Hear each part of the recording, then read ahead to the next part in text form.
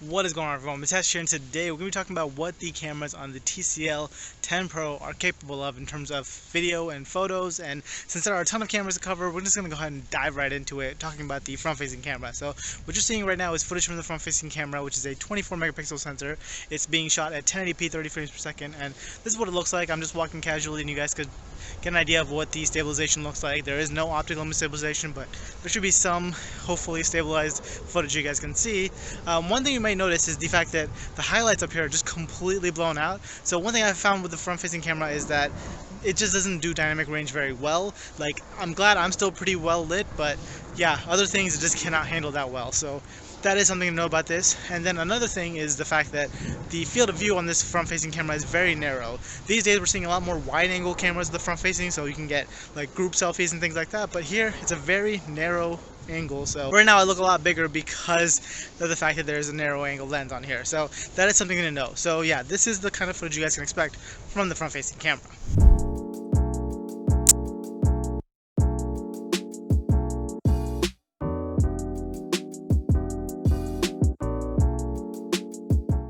Alright, now we're on the main camera, the TCL 10 Pro, and this thing is a 64 megapixel camera capable of recording 4K 30 frames per second, and it has no optical image stabilization, but you do have electronic image stabilization, so you guys can check that out here.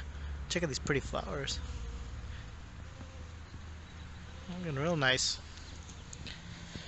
So yeah, no optical image stabilization, so let me go ahead and do a quick little run here so you guys can see what the stabilization is like if you're moving pretty fast. So.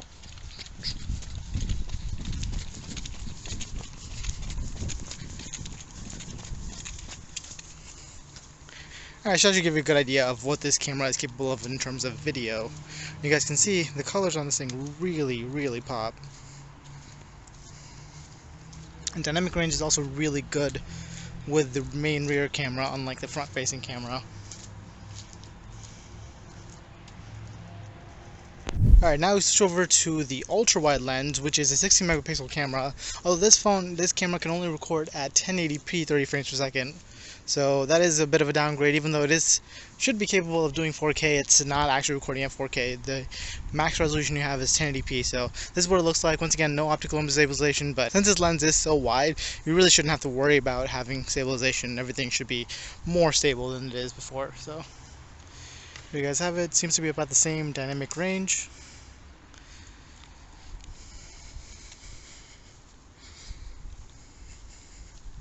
Okay, and we're back to the main camera. Now, there is no way to switch between the ultra-wide and wide camera while you're already recording, so now that I've started recording, I have to turn off the recording to switch to the ultra-wide, but you do have the option of doing like a telephoto, which is a digital zoom. There's a button that changes the 2x zoom. You guys can see those roosters over there, and back to 1x zoom, but there is no way to go back to the ultra-wide, so you will have to stop your recording if you want to do that.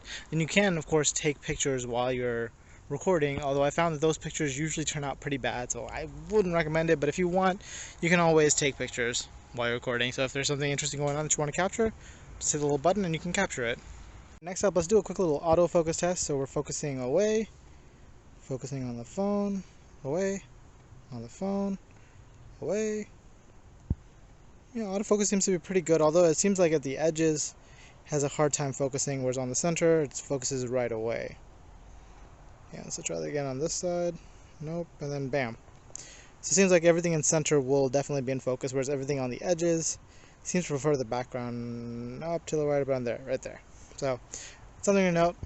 Okay, let's do a quick little autofocus on the ultra-wide camera too. So we're focused on the grass right now, and onto the phone.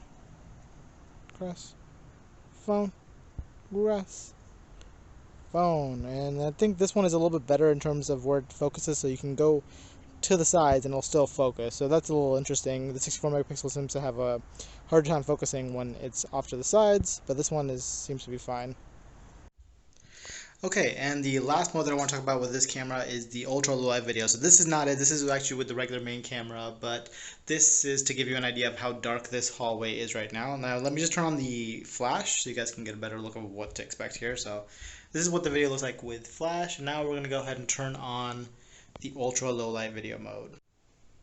Okay, and this is what you can expect with the ultra low light video mode. You can see a lot more with this mode on, but it is very grainy footage, and it is shot at 1080p versus 4K. And to me personally, I think it looks better with just a flash on, but if you're filming something that's really far away, maybe it would be more useful to have this mode versus the flash. Like if you were filming outdoors, this mode might be more useful than the flash mode.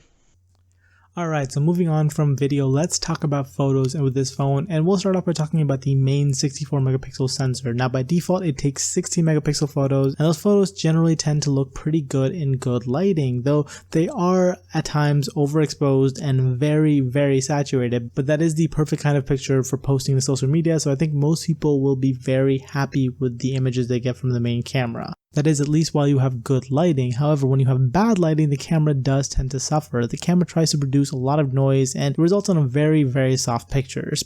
However, there is a dedicated night mode on this phone, and it does actually a pretty good job of bringing back a lot of that detail. I was actually pleasantly surprised by how good the night mode on this phone is. Now, it doesn't compare to something like a Pixel device. I do find that if you have an image with a lot of dynamic range, it tends to blow out a lot of the highlights, so it's not the best when you have a lot of dynamic range. But if you're in like a very dark room or taking a picture of something when most of it is pretty dark, it tends to produce some pretty good results. There are two major downsides to this night mode, however, and one of them is the fact that it can take up to 10 seconds to take a photo with this camera, so you have to just hold it steady the entire time and you can't do anything else with your phone while the picture is being taken and processed, so you do have to wait quite a bit for the camera to take pictures with the night mode on. And the other problem that I have with it is the fact that you can only use this with the main 64 megapixel sensor on the rear. You can't use it with anything like the ultra wide or the macro camera, so that is something you should know. And that's the case with most of these special modes that are built into this phone, except for portrait mode, which by the way, portrait mode with the main camera is surprisingly good. It does a good job of approximating the depth of field, at least the main rear camera does. The portrait mode is available on the front facing camera, and I will say that it's just not great, but that is pretty much the case with anything you do with the front facing camera. So the front facing camera is a 24 megapixel sensor, and it just tends to take some really bad pictures, namely in the fact that there is very little dynamic range in when you're taking with the front facing camera. There is no HDR built in for the front facing camera, and because the pictures that you take from it are all come out very soft looking, so even when you're outside in good lighting, the pictures still tend to look pretty soft. Now, I did check if there's any beauty mode or anything like that on, and I couldn't find anything like that was turned on, so I just have to assume that it's just making my features look a little bit softer than it's supposed to be. I think of all the cameras that this phone has, the front-facing camera is easily the most disappointing. If a selfie camera is very important to you, I would steer clear of this phone until they can maybe fix the processing. Alright, next up, let's talk about the ultra-wide camera. So this ultra-wide camera can take some super wide shots, and it's a lot of fun to use outdoors to capture landscapes, but it tends to suffer a lot indoors. The camera is an f2.4 lens, so the pictures it takes indoors are much worse than what you're getting with the main camera. And what's even worse about it is the fact that most objects that are close to the camera tend to look very fuzzy, and that's really bad, especially when you're indoors when everything is close to you. It's still a really fun camera to play around with, but I just gotta say it's very disappointing to see how poorly it performs indoors. Alright, and finally, the last camera we need to talk about in terms of photography in this phone is the macro camera. It's a 5 megapixel sensor, and it is easily the best macro camera I've tried so far. I'm just not sold on macro cameras, but you guys can take a look at these pictures and you guys can see the kind of details this phone can capture, even though there's just capturing 5 megapixel images. You can get super close to objects and get really a lot of detail you wouldn't be able to get with any of the other cameras, so that is really cool. I just don't see myself using this lens that often other than to occasionally show it off. Alright, so there you guys have it. That is what the cameras on the TCL 10 Pro are capable of. There are a ton of cameras on this phone, and I think TCL went the route of having more cameras versus having like one really great camera, and that might work out for some of you, especially those of you who want to have the ability to take lots of different types of photos. You want to be able to, you know, have an ultra wide, have that macro shot, things like that. It actually works out pretty well, and that main camera is still a really good camera for stills. For video is pretty decent, so you do have all that versatility. But if you're someone who just wants a really good main camera, there are other options out there, but of course you will be missing out on some things like the display here, but we'll talk more about the other options in the full review coming up. But yeah, with that, that's pretty much it for this video. Like this one if you liked it, subscribe if you guys loved it, and I will catch you guys in the next one. Bye!